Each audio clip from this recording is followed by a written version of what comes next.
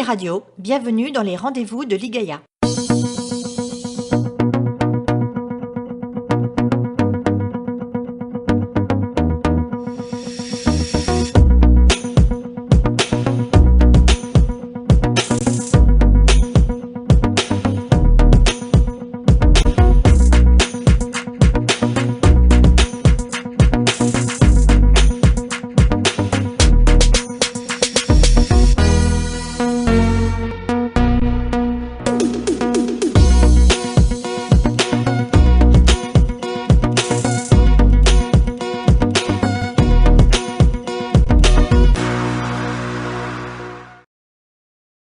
Donc bienvenue dans les rendez-vous de l'IGAIA sur Cité Radio, avec cette édition spécialement dédiée aux élections régionales pour la région Centre-Val de Loire.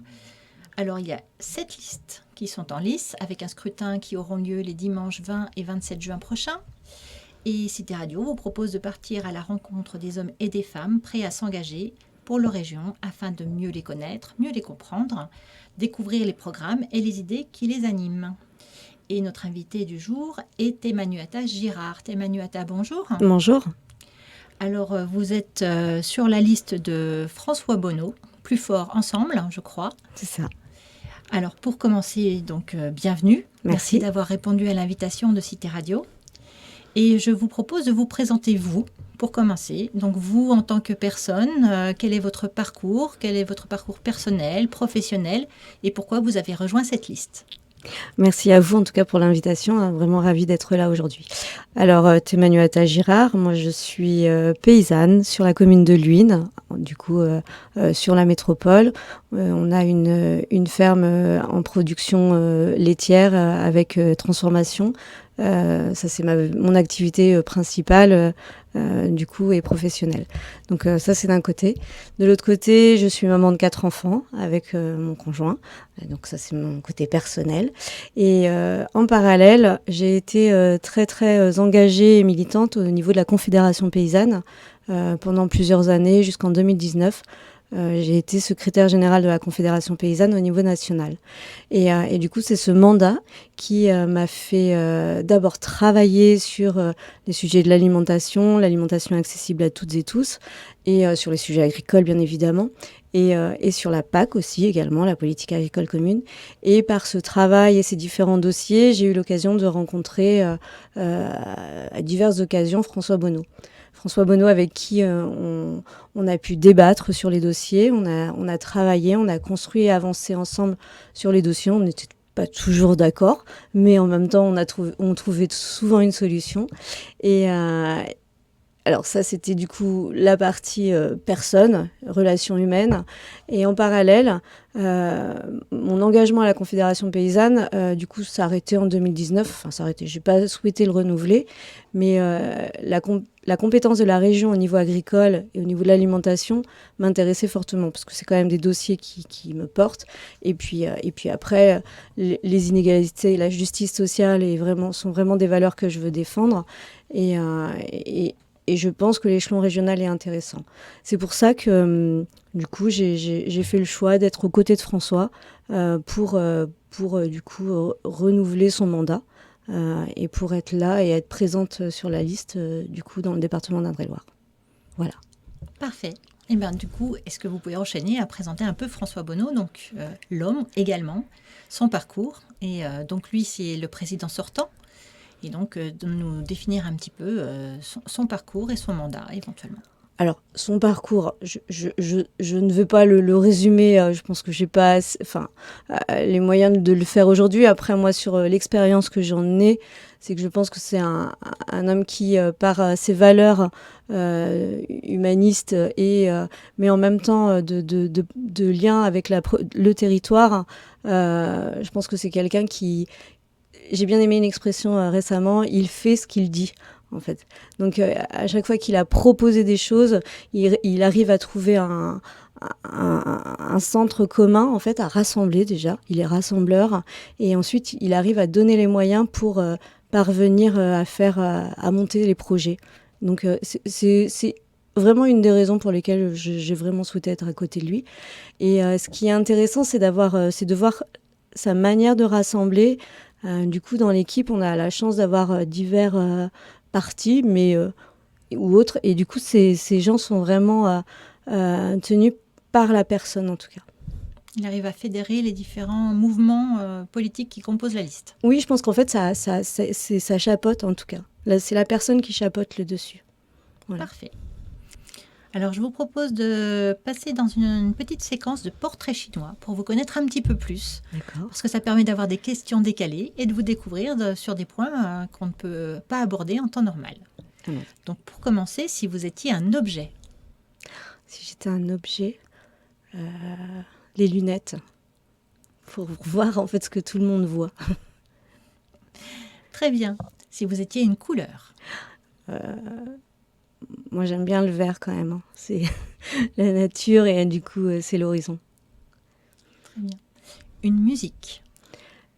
Alors là, j'aime tellement toutes les musiques que c'est, je pense, une des plus difficiles pour moi. Mais j'aime beaucoup la symphonie de Beethoven, en fait, dans ma tête. D'accord, la 9e. C'est du Beethoven. Un film. Un film. Alors là, c'est l'autre aspect où je ne suis pas une grande adepte du cinéma, mais je vais rejoindre une belle histoire, c'est La vie est belle. Très bien. Et pourquoi alors? Détailler un petit peu ce que c'est que le film pour nos auditeurs. La vie est belle, du coup, pour moi, c'est une histoire, une si belle histoire d'amour dans une époque tellement difficile que du coup, en fait, comment une personne arrive à protéger son fils de la frustration, et puis surtout de l'horreur de la guerre, je trouve que c'est assez, par la magie et par l'image, par la poésie. Voilà, ça a été.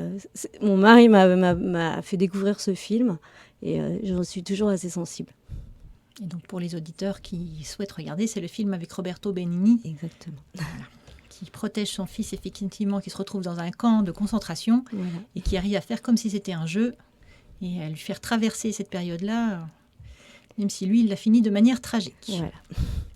Donc revenons maintenant sur la partie présentation de l'équipe, puisqu'on est là pour les élections régionales tout de même. Alors est-ce que vous pouvez présenter un peu les représentants d'Indre-et-Loire, particulièrement, et puis après les représentants de la liste, puisque vous êtes 89 colistiers, et puis savoir un petit peu vos sensibilités, vos points de compétences, puisque chacun d'entre vous a sans doute sa particularité et son fer de lance, donc avoir quelques informations sur l'équipe. Alors, moi, je vais essentiellement vous parler de l'équipe d'Indre-et-Loire, hein, parce que du coup, c'est celle que je mène et c'est celle avec qui je travaille quotidiennement. Donc, en effet, du coup, mon binôme est Jean-Patrick Gilles. Je ne pense pas avoir besoin de le présenter. Il est assez connu sur les terres d'Indre-et-Loire. Ah bah, présentez-le quand même un petit peu pour rappeler les mandats qu'il a éventuellement. Enfin, voilà. Alors, Jean-Patrick est du coup un personnage, donc comme j'ai dit, l'ancien député, donc assez connu, un homme politique assez connu sur le territoire.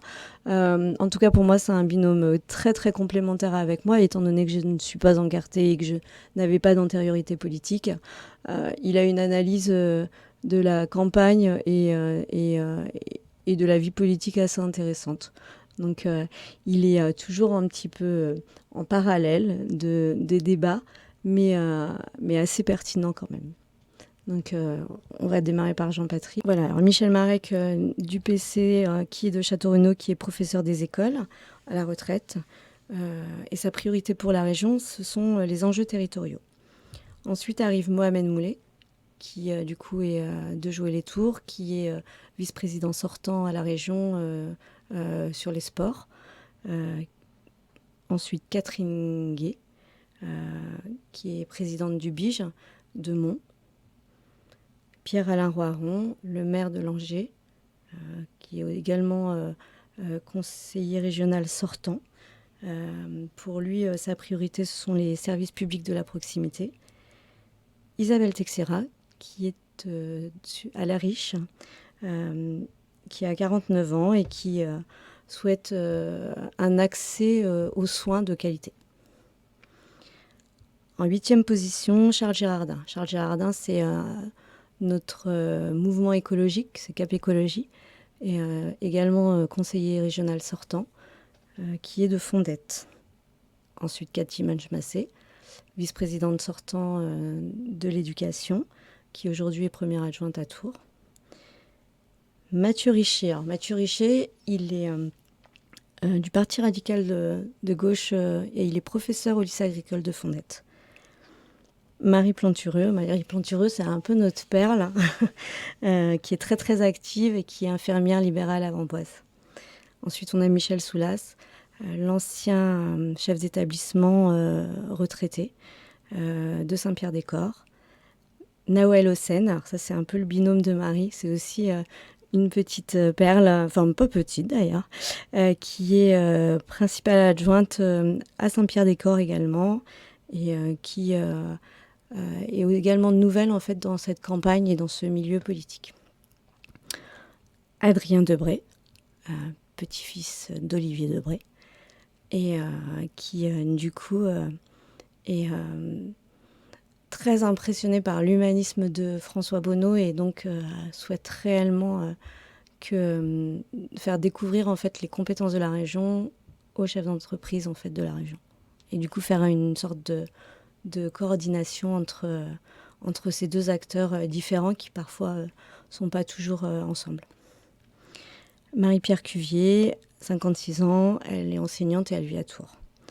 Léo Gore, c'est notre Benjamin, il a 21 ans et il souhaite lui que la région renforce les solidarités.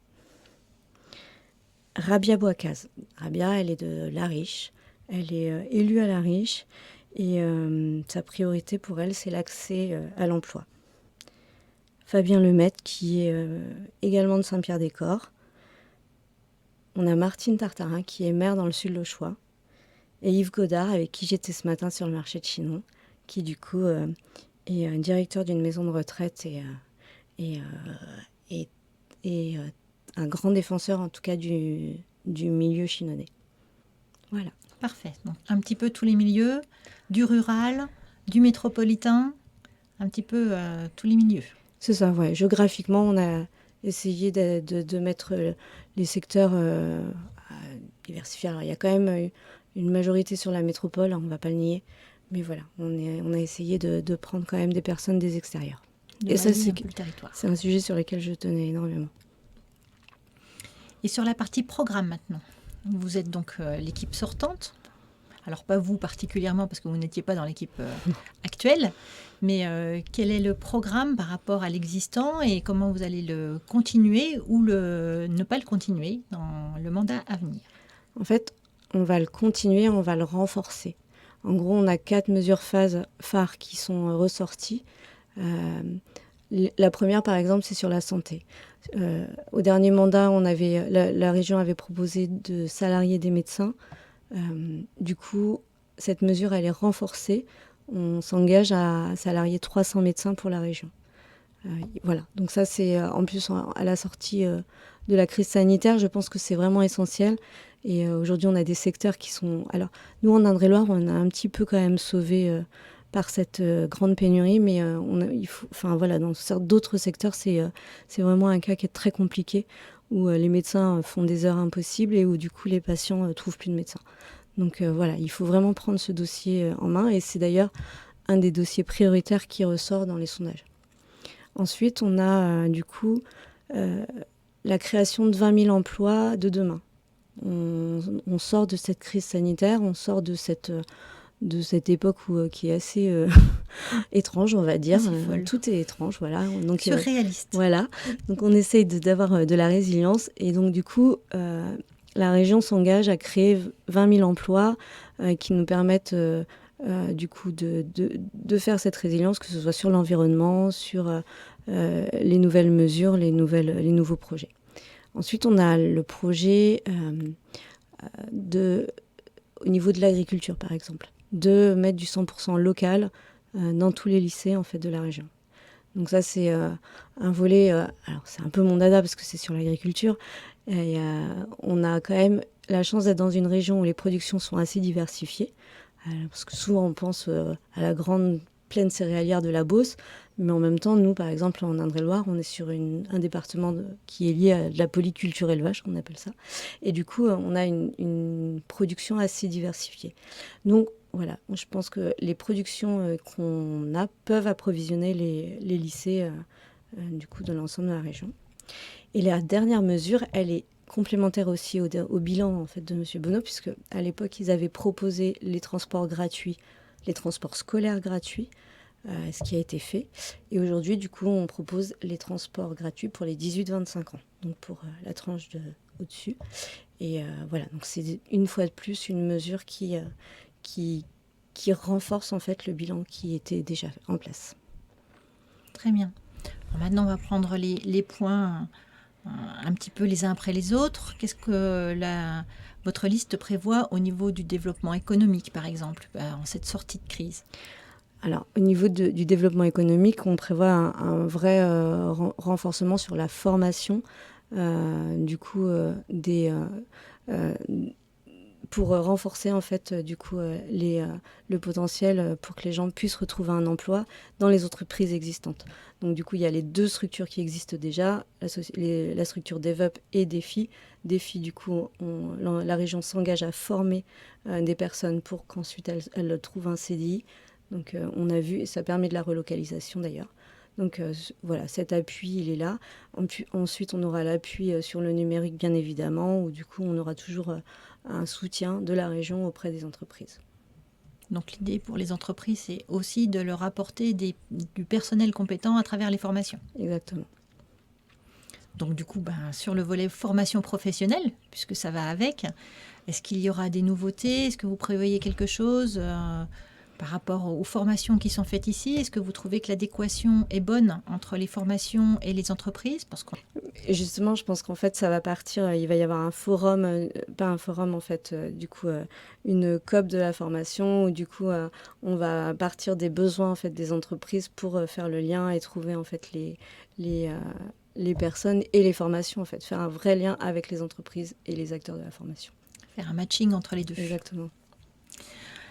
Tout ce qui est matière de transport, donc on en a parlé un petit peu avec la gratuité. Je crois que la région a mis en place aussi des transports ferroviaires à base d'hydrogène ou de choses comme ça.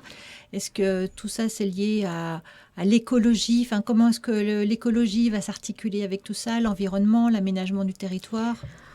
Est-ce qu'il y a un grand plan global? Avec François Bonneau, en fait, on a travaillé avec la Fabrique. Depuis 1 an, on travaille sur des mesures en fait, avec une structure qui s'appelle la Fabrique. Et la Fabrique a permis de faire ressortir que l'environnement, l'écologie, était vraiment transversal. Et c'est, enfin, moi, à mon avis, c'est évident puisque c'est vraiment un dossier que je travaille et que je défends depuis très longtemps. On ne peut pas avoir le volet écologie juste d'un côté et puis tous les autres. Donc, en effet, les transports, on va essayer de développer les trains à hydrogène vert, du coup, mais les bus également, du coup, à base de carburant. Enfin bref, du coup, on a une vraie politique sur les transports qui sera mise en place avec des priorités environnementales de toute façon qui seront là. Très bien. Tout ce qui est matière de culture, de tourisme?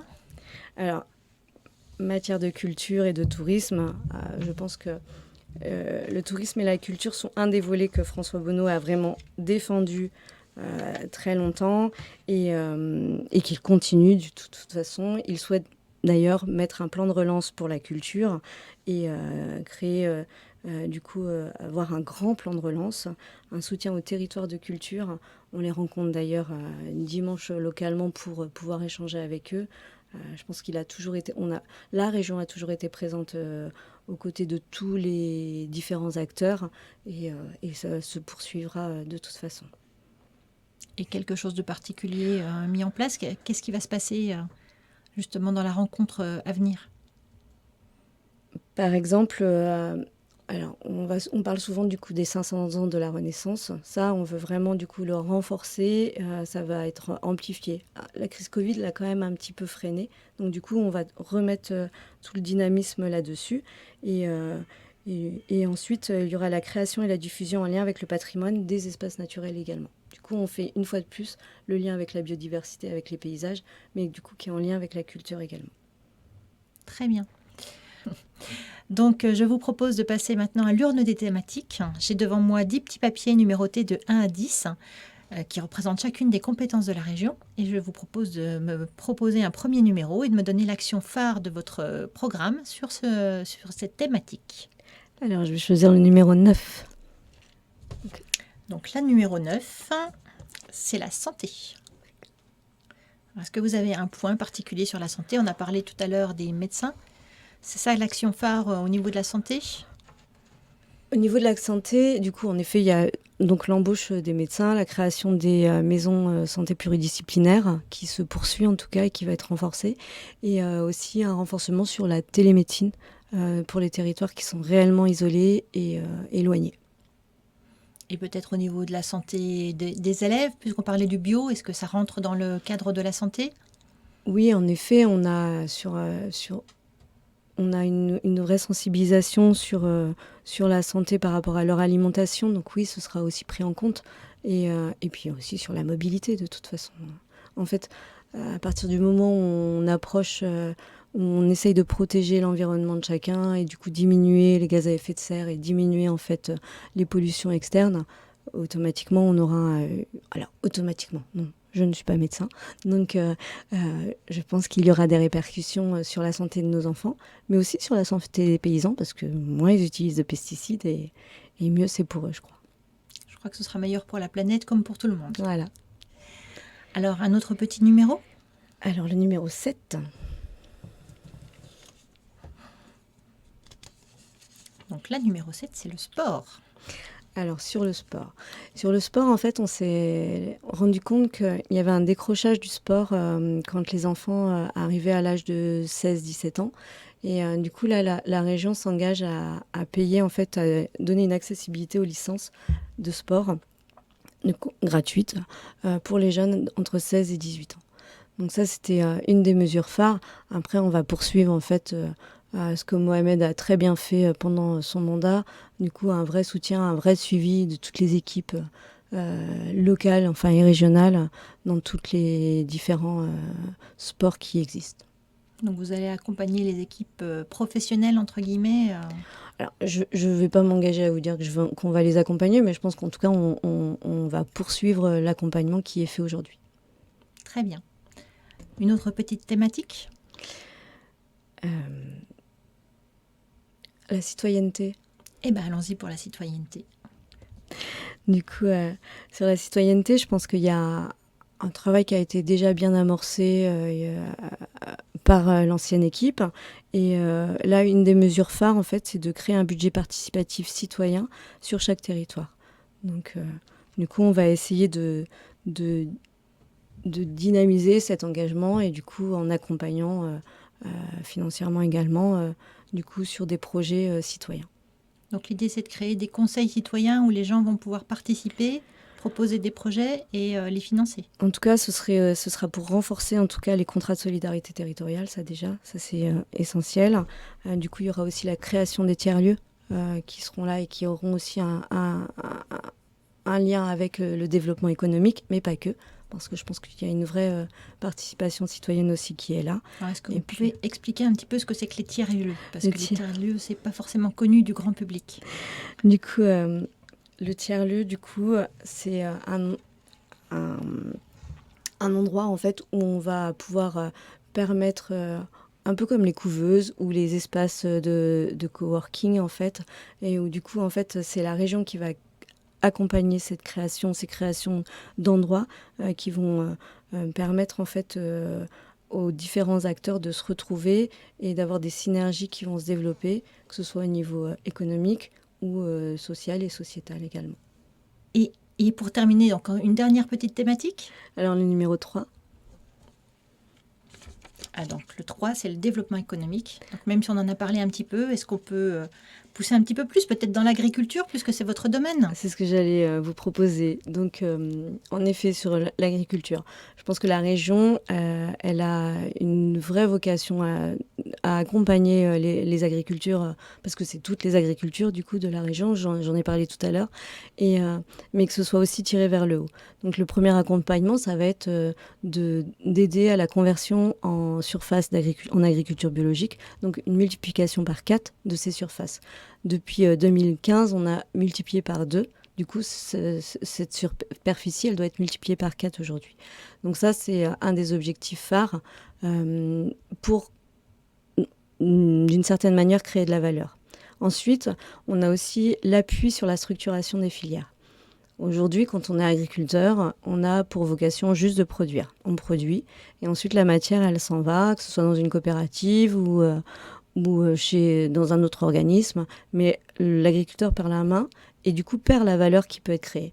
Donc à ce niveau-là, je pense que la région peut aider la structuration d'une filière, que ce soit par les interprofessions, alors nous en région Centre par exemple sur le lait, on a le Criel, pour aider à avoir des outils en fait qui transforment cette matière et qui permettent qu'elle soit valorisée sur le territoire.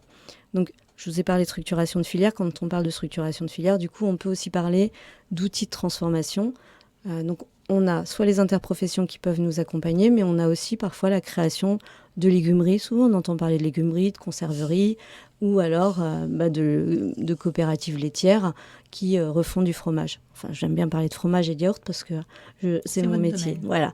Donc, et ce qui est intéressant, c'est qu'aujourd'hui, on a des éleveurs qui disparaissent. Donc, si on veut faire en sorte que des gens reprennent cette vocation, il faut qu'on ait un outil qui nous permette d'avoir une vraie valorisation et surtout d'avoir une vie, entre guillemets, parce que signer pour être éleveur demain, c'est beaucoup plus de contraintes et très peu de rendement économique. Donc ces outils peuvent vraiment permettre de garantir un revenu pour les paysans et du coup de garantir aussi une alimentation locale sur le territoire. Donc ça a toujours un aspect, ça dynamise le territoire, c'est toujours un aspect gastronomique, quand c'est bien fait, du coup c'est une vraie carte postale et puis du coup c'est aussi très très attaché à ce qu'on sait faire.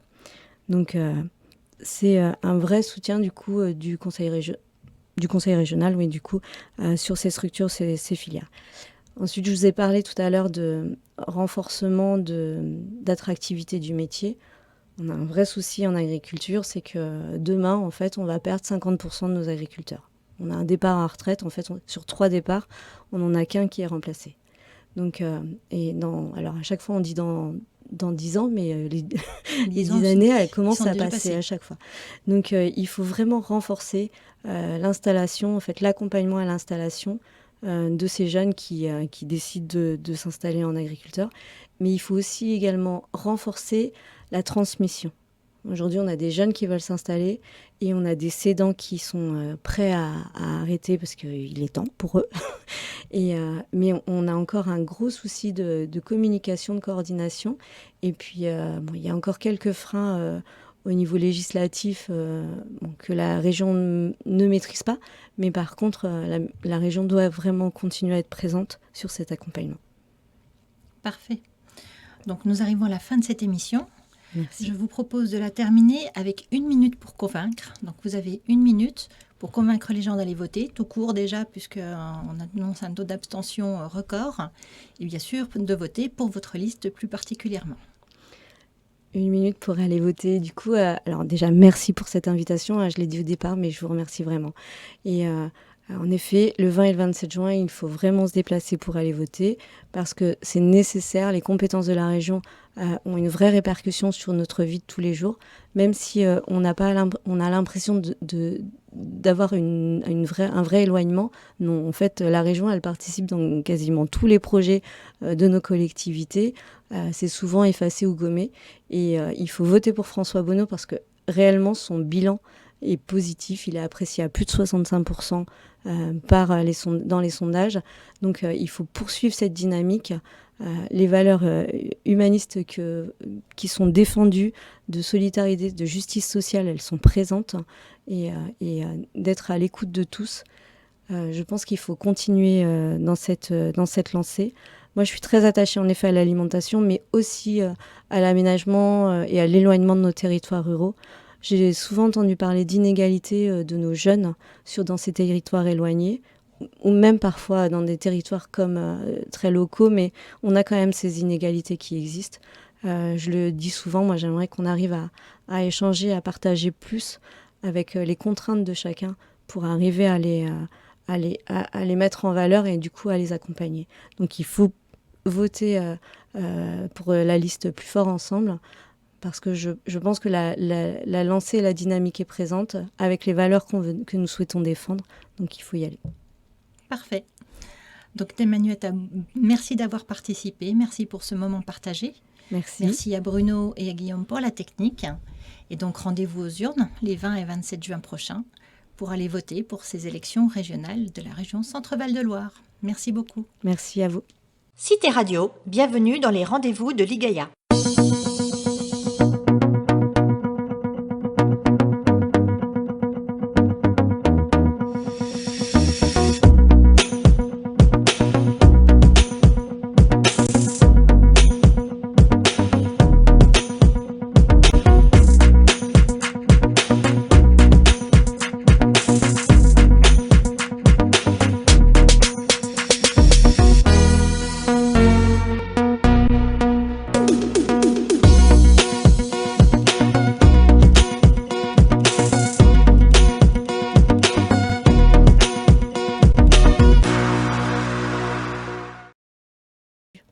Voilà. Parfait.